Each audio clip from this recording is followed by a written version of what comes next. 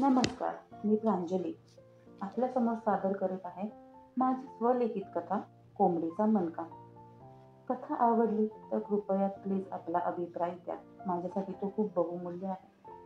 तर चालू करूयात आपली ब्रँड न्यू कथा कोंबडीचा मनका. ये जस्ट गोइंग गुड. 10 वर्षाच्या आरोहीने तिचा मोठा भाऊ आरवच्या फोनवरून स्टेटस अपलोड केले.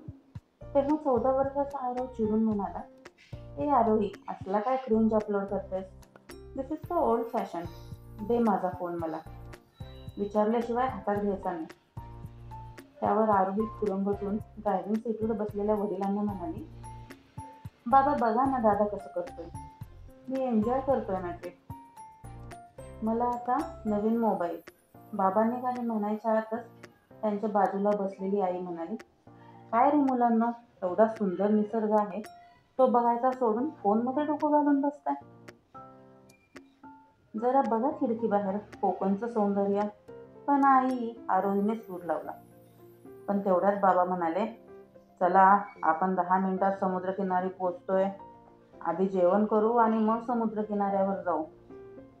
ओके? हो हो, आई म्हणाली. मी डबे आणले आहेत, बटाट्याची भाजी आणि चपाती. आपण एखाद्या ठिकाणी शांत थांबून जेवण करू. यावर बाबा व आरव खो खो हसू लागले. अगं आई, आपण गोव्याला जातोय आणि घरचं जेवायचं? त्याला दुजोरा देत बाबा म्हणाले, समुद्रकिनारीचं एक हॉटेल आहे, तेथे भन्नाट नॉनव्हेज आणि सी फूड मिळतं, आपण तेथे जाऊ. थोड्या वेळाने ते रेस्टॉरंटमध्ये पोचले. बाबांनी butter chicken, fish curry, prawns biryani इत्यादी गोष्टी ऑर्डर केल्या. शेफच्या रिकमेंडेशननुसार खेकडा सुद्धा ऑर्डर केला.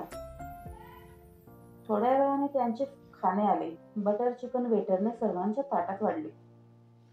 आरोही तंदुरी रोटी सोबत घास उचलून खाणार. तेवढ्यात तिची नजर हातात आलेल्या चिकन पीसवर पडली. समांतर अंतरावर असलेली हाडे बघून नुकतेच शाळेत जीवशास्त्रात शिकल्याप्रमाणे तिने तो अवयव ओळखला व ओरडली, चिकनचा मनका, असे म्हणून तिने तो तुकडा परत ताटात ठेवला व म्हणाली, बाबा माझ्यासाठी शाकाहारी काहीतरी मागवा, मी हा चिकनचा मनका खाणार नाही. बाबा म्हणाले, मग दुसरे पिसेस का, ऑलरेडी खूप जेवण मागवलं आपण. तेवढ्यात आरवने तो मनक्याचा तुकडा हातात घेतला आणि त्याच्या दातावरून स्प्रेस केला आणि हसू लागला. ते पाहून आरोहीला मळमळू लागले व ती म्हणाली, मी समुद्रकिनारी जात आहे. आई, मी घरचा डबा गाडीतून घेते. यापुढे मी मांसाहार करणार नाही. तुमचे झाले की या तुम्ही किनाऱ्यावर. असे म्हणून आरोही एकटेच समुद्रकिनारी गेली. घरून आणलेली बटाट्याची भाजी आणि चपाती तिने खाल्ली व इकडे तिकडे फिरू लागली. तेवढ्यात तेथे काही जण बीच व्हॉलीबॉल खेळत होते. खेळता खेळता त्यातले 2 जण एकमेकांशी तत्पर होऊन पडले. तिने कधीही न ऐकलेल्या शिव्या ते एकमेकांना देऊ लागले. तीही गमतीने हा प्रकार पाहू लागली. अजूनही आई, बाबा आणि आरव कसे काय आले नाहीत हा विचार ती करत होती. सहज तिने घड्याळात पाहिले तर दुपारचे 3:13 झाले होते. आपणच पाण्यात खेळायला सुरुवात करावी म्हणून ती लाटांच्या दिशेने जाऊ लागली. तेवढ्यात तिला समुद्रकिनारी लाटा जेथे संपतात तेथे एक तडपडणारा मासा दिसला. अरे रे, लाटांसोबत बाहेर आलेला दिसतोय, असा विचार करून तिने तो मासा परत पाण्यात फेकला. तेवढ्यात तिला पाठीमागून बाबांची हाक आली. ते सर्वजण आरोहीकडे हात हलवून तिला मागे येण्यासाठी सांगत होते. तिने परत समुद्राच्या दिशेने क्षितिजाकडे पाहिले तर अतिशय प्रचंड भिंतीसारखी उंच लाट समुद्रात तयार होत होती. त्सुनामी हा एकच शब्द तिच्या मनात आला व आपण यापासून धावू शकत नाही हे जाणून तिने तिचे डोळे गच्च मिटले. पण काही सेकंदानंतर तिने डोळे उघडले तर बघितले तिच्या आजूबाजूला पाणी होते. तिला चमत्कारिकरित्या किल्ला ओलांडून पाठीमागे गेली होती. तिचे आई, बाबा, भाऊ आणि ती व्हॉलीबॉल खेळणारी मुले सगळेच गायब होते. आरोही घाबरून तिच्या कुटुंबियांना हाका मारू लागली. पूर्ण समुद्रकिनाऱ्यावर तिच्याशिवाय कोणीच नव्हते. सर्वत्र बर्फीचे पाणी होते. तेवढ्यात तिला त्या पाण्यात काही सोनेरी चमकताना दिसले. तिने लक्ष देऊन पाहिले तर तिने तो मगाशी पाण्यात सोडलेला मासा होता. पण पण तो सोनेरी रंगात का चमकत आहे हा विचार करत असताना त्या माशाने चक्क खानाखुणा करून आरोहीला त्याचा पाठलाग करण्यास सांगितले. दुसरा काहीच मार्ग नसल्याने आरोही त्या माशाच्या मागे जाऊ लागली. हळूहळू ती खोल समुद्रात जात होती. आधी कमरेपर्यंत, मग खांद्यापर्यंत, मग जेव्हा तिचे डोके बुडणार तेव्हा तेथे एक एअर कॅप्सूल तयार झाले व ते आरोहीभोवती वेढले गेले. त्यातून ती पाण्याच्या आतही श्वास घेऊ शकत होती. पाण्यातून जाताना तिला बऱ्याच प्रकारचे मासे, ऑक्टोपस व प्रवाळ दिसत होते. एवढा वेळ तिच्या समोर लक्ष नव्हते. तिला दिशादर्शन करणारा मासा आता अजस्त्र, साधारणतः माणसाच्या उंचीचा झाला होता. त्याच्या हातात एक यंत्र होते. त्यातूनच तो थोड्या थोड्या वेळाने नवीन एअर कॅप्सूल्स आरोही भोवती सोडत होता. त्याचे ते बदललेले रूप पाहून आरोही घाबरली. तेव्हा तो मासा तिच्याकडे वळून चक्क बोलू लागला व म्हणाला, घाबरू नकोस, मी मीनक, माझ्याकडून तुला कसलाही त्रास होणार नाही. पण आता प्रवाळाचे बेट आहे तेथे लपून राहा. जेव्हा मी बोलवेन तेव्हाच बाहेर ये. नंतर ते एका अतिशय भव्य अशा एका प्रवाळ द्वीपावर गेले. तिथे मीनकने सांगितलेल्या ठिकाणी आरोही लपून बसली. तेव्हा मीनक म्हणाला, छान, येथून तुला सर्व काही दिसेल पण तू कोणाला दिसणार नाहीस.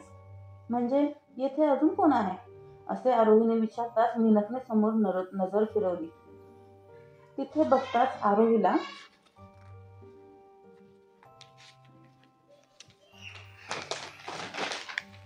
आश्चर्य, भीती, अविश्वास या गोष्टींनी शहारी येऊ लागली. ते प्रवाळ द्वीप जे एखाद्या बेटाप्रमाणे पाणी पातळीच्या वर होते, तेथे तिचे आई, बाबा, आरव व ती व्हॉलीबॉल खेळणारी 5-6 मुले यांना वेगवेगळ्या खांबांना बांधले होते. त्यांच्या तोंडात बोळे कोंबले होते. ते सर्वजण अतिशय घाबरले होते. तेवढ्यात तेथे बरेच प्राणी आले.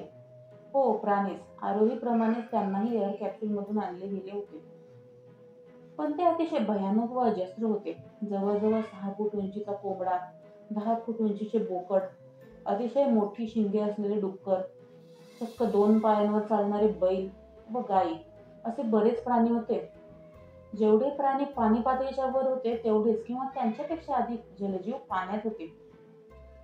त्यातही रागाने धुसमुसणारे सी हॉर्स, जेलीफिश, मासे, ऑक्टोपस हे प्राणीही होते. आश्चर्य म्हणजे त्यांना सर्वांना एकमेकांशी बोलता येत होते व त्यांचे बोलणे आरोहीलाही समजत होते. तेव्हा बोकड सदृश दिसणाऱ्या त्या अजस्त्र प्राण्याने भाषण दिल्यासारखे बोलायला सुरुवात केली. तमाम समुद्र राज्याच्या रहिवाशांनो, आमचे येथे स्वागत केल्याबद्दल धन्यवाद. तुमच्या विनंतीचा मान ठेवून आम्ही आमचे स्पेशल शेफ मिसेस पेपा यांना सोबत आणले आहे. क्षणभर त्याने एका मोठ्या डुकराकडे बघितले. त्या डुकरानेही लवून ऐक केला. मग तो बोकड म्हणाला, चला करूयात ह्युमन मीट फेस्टिवलला सुरुवात. आस्वाद घेऊया मिसेस पेपा यांच्या चविष्ट ह्युमन मीट रेसिपीचा. अरे वा, एकदम कोवळी माणसं सुद्धा आणलीत, आरवकडे पाहत बोकड म्हणाला. सर्व माणसे आता जागेवरच चुळबुळू लागली. मिसेस पेपाच्या सूचनांनुसार तिचे सहाय्यक, जे की काही चिकन, काही बकऱ्या, काही मेंढ्या होत्या, ते मोठ्या मोठ्या करवती चाकू घेऊन त्या माणसांजवळ जाऊ लागल्या.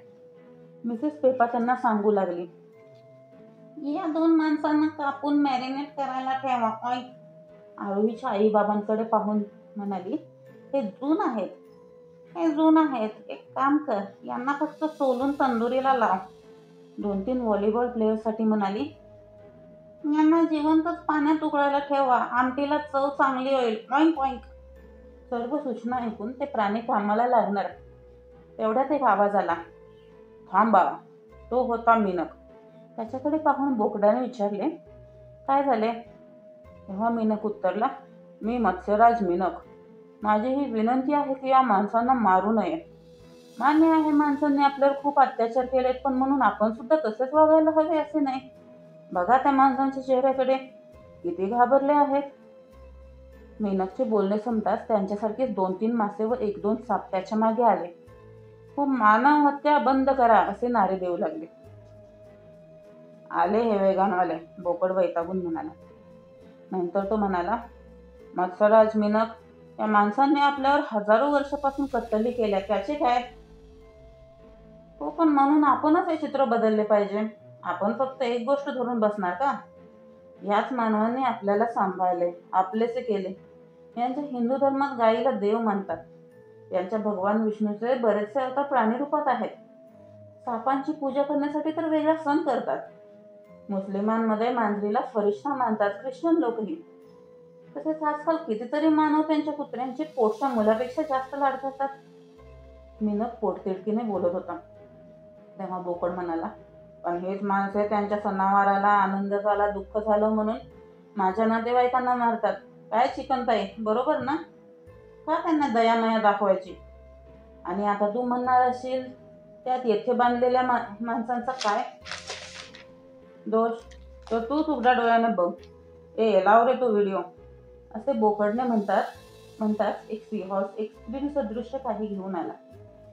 त्याने बटन दाबताच ती व्हॉलीबॉल खेळणारी मुलं हसत खेळत फोडून फोडून खेकडा खाताना, सीफूड स्लग करताना दिसली. शेवटचा प्रयत्न म्हणून मीनक म्हणाला, मग या फॅमिलीचा यात दोष काय? उलट यांच्यातल्याच एका मुलीने काही वेळापूर्वी माझा जीव वाचवला, असे म्हणत त्याने आरोहीला सर्वांसमोर बोलवले. ऍटलीस्ट तिच्या फॅमिलीला तरी सोडून द्या. बोकड शदमीपणाने हसत म्हणाला, बरं झालं कोवळं मांस आणलंस. बघ हिच्या फॅमिलीचा व्हिडिओ. व त्या व्हिडिओत आरव कोंबीचा मनका खेळण्यासारखा दातांवर वाजवत खाताना दिसला. हे बघितल्यावर मीनक शांत झाला. एवढेच नव्हे तर त्याचे सहकारीही निघून समोरच्या पार्टीला मिळाले. चला चालू करा, कत्तल चालू करा, असे बोकडाने म्हणतात त्या प्राण्यांनी सर्व माणसांवर शस्त्रे चालवली. त्यांच्या किंकाळ्यांनी आसमंत भरून गेला. आता बोकडची नजर आरोहीवर पडली. तिच्याकडे तो स्वतः करवत घेऊन येऊ लागला. तेवढ्यात मिनकने आरोहीला घेऊन पाण्यात उडी मारली. पाठलाग करणाऱ्या सिंहाचा सामना करत ते वायुवेगाने किनाऱ्याकडे येत होते.